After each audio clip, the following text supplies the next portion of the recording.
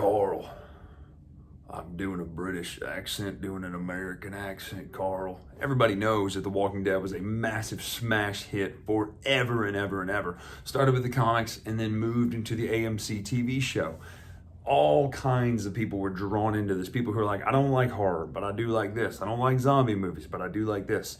And then they just started getting super chatty in the last couple seasons, and I haven't watched in several years. But the point being is it took over where you couldn't go anywhere without seeing a Walking Dead hoodie or reference or miniature or a toy or game, whatever. You couldn't go anywhere without seeing it. And then the zombie phase of games just was everywhere. So question of the day, let me know in the comments below, what is your favorite zombie franchise piece? Could be anything. Could be, the original Dawn of the Dead or the Zack Snyder remake. It could be Day of the Dead, the really weird one.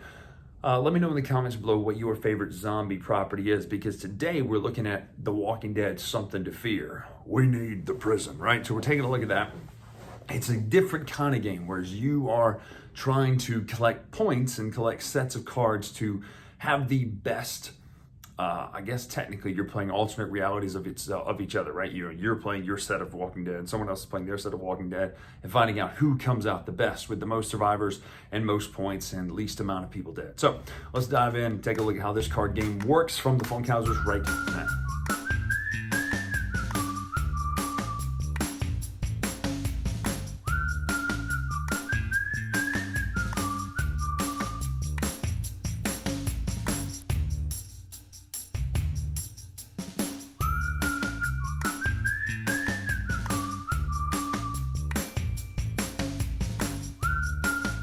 So this is the Walking Dead card game, Something to Fear.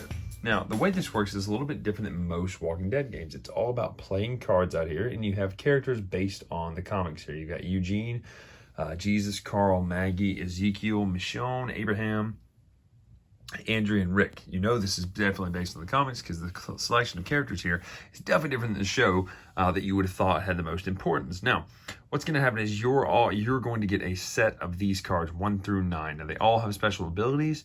They all have, some of them have instant effects, and they're all based on the number. So, for instance, Eugene, while he's number 1, you may shuffle your discard pile and reveal a character from it at random to play instead of this one. The reason that matters is when you choose a character in a moment, the number played highest to lowest is who's going to act first. So what's going to be happening is you're going to be trying to claim cards up here. You're going to claim things like walkers or certain characters like Negan and the Saviors, different weapons, which are basic cards. The Saviors, look at that. What's his name? Dwight? You've got these character cards, and Saviors are going to be for every 3 cards.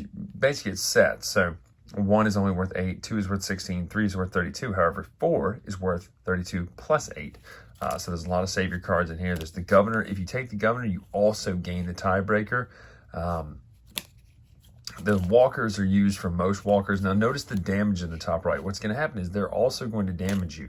So you get to the end of the game. Basically, it's 9 rounds. You're going to play this for 9 rounds, and the person with the most points at the end of the game wins. However, at the end of the game, if you have, because this damage is going to add up, you have mob damage, which is damage that is over here that attacks everyone.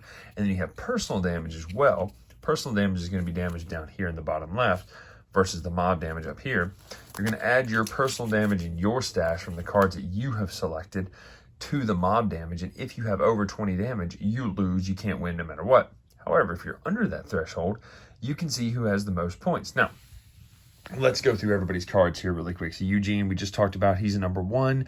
It happens instantly, but that being said, if you play him, you could pick somebody out of your discard pile to play instead. So, again, you're only ever going to be really able to play these once, except for some of these powers. So number 2 is Jesus. On your turn, secure a card. You may steal a card from another player's stash. So it's kind of thematic, sneaky.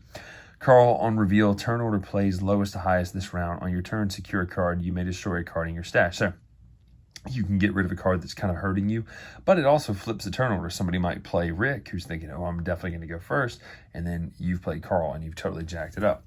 Also, by the way, I should mention while we're going through here, notice the bottom of these cards. This tells you the player count. So in a 2, 3, 4, 5, or 6 player game, you will use these cards, whereas some of these you will only use in a 6 player game. Notice that. So let's look at Maggie. Maggie says on reveal, and it's instant with that lightning bolt in the top left. On reveal, if this is the lowest character revealed, you may cancel another player's character. You choose which card that player secures, and they choose which card you secure. So really, when you secure a card, you're just taking it. There's not anything you have to play or meet. You're taking a card that's advantageous to you. Ezekiel, on your turn, secure a card. You may swap a card in your stash with another card from a card from another player's stash. Michonne, on your turn, look at the top 3 cards of the encounter deck. You may swap one with a card from the encounter. You may swap one with a card in the encounter row and return this card to the top of the deck. Secure a card. Abraham, on your turn, secure a card. If you secure a walker or a walker horde, you may swap a character in your hand with one from your discard pile. So, again, also manipulation to get a character that you don't necessarily want to use with one you've already played. Andrea, on your turn, you may secure a card from the mob or from the encounter row. Andrea, on your turn, you may secure a card from the mob or from the encounter row. So you can either pick from here or from over here in the mob. And then Rick, last but not least, on your turn, you may swap a card in the encounter row with a card in the mob. Secure the card. So you not only get to swap a card from here with the ones over here to kind of make this better or worse, you also get to secure a card. So that's what everyone does. You're going to secure the cards. You're going to play 9 rounds. At the end of the game, the person with the most points who is still alive wins the game.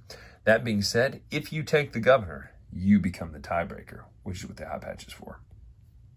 So that is The Walking Dead Something to Fear. Now, I do like the art in this game. I didn't really read much of the comics, so looking at this fully colorized, it's hard for me to tell if this is the comic art just colorized or if it's just another interpretation of more comic booky looking style of the art. I will say this is clearly based on the character choice. I would say this is clearly probably based on the comics more so than the TV show, because you have characters like Andrea showing up, and she's not that important in the TV show after couple seasons. But the goal is to get the most points at the end of the game. So again, production quality, it looks good, the cards look good, the art looks good. It's pretty simple, it's just character cards, and it's just event bad guy cards, etc. So it's an interesting thing when it comes to that. Now when it comes to the play style, it's very quick. You're just playing cards. It almost feels like everybody gets a deck of Love Letter and everybody gets a deck of Citadels, and you're playing those cards out there to see whose plays first. Is this card key first because it's a higher number, or does its power affect what gets played and who you get to take? And well, you're going to take this hoping that you can mitigate the amount of damage that you get to where you have under 20 points so that you can be the best survivor at the end of the game, right? I think that's an interesting little push and pull. Now, here's the thing. At the end of the day, it's a card game in the Walking Dead universe, but theme-wise, card games are always hard to really influence that theme out there. So really and truly, it's still, if you strip the theme out, it's bad points versus good points, right? I mean, this card does this and it gives you bad points. This card does this and it gives you good points, and you're trying to get your bad points lowered so that your overall total amount of points comes out where you're under 20 bad points, and whoever does the best wins. So really, through and through, theme is just there if you like it. I'm not saying it's slapped on or plastered on at all. That's not what I mean, but it's just always hard to drip and ring theme into a card game, for me at least. Now, that may not be your experience, but when it comes to me in card games, I have a hard time getting immersed in the property for that reason. Now, that being said, the card mechanics do work really well. I like how the characters play, and I like that the characters actually their powers seem pretty thematic within the rules of a card game, within the rules of The Walking Dead, to really fit their character, So it actually kind of works with, Abraham's character or Rick's character doing what they do. So that's nice. But all in all, the mechanics are pretty simple. You're grabbing those cards and you're putting them in your deck. At the end, you see who has the most points, good or bad, etc. I like the fact that you do have to meet a certain threshold to even be counted, because yes, you might have the fewest amount of people living, you might have the most points, but you might not just all be dead. So I like that. I think it's an interesting mechanic that you just always take a card. You're going to gain a card, and you have to kind of mitigate that against the damage that you take versus good and bad. So at the end of the day, if you're a Walking Dead fan, especially more of the comic series, this is a win for you. Definitely pick this up, check this out. If you're not, you can pass on this one. It's, it is what it is. Comic book, TV show wise, Walking Dead, if you're not that kind of a fan, then just skip it. But if you're a card game fan, Walking Dead fan, pick this one up. That is The Walking Dead Something to Fear. I'm Bryan Drake here in this hotel room again, randomly in Wisconsin, on the way to a show. This is what we're doing, but we'll see you soon at home. I'm Bryan Drake on the Dice Tower. Make sure to follow us on Twitter, Instagram, etc. at Dice Tower Bryan. Until next time, we'll see you.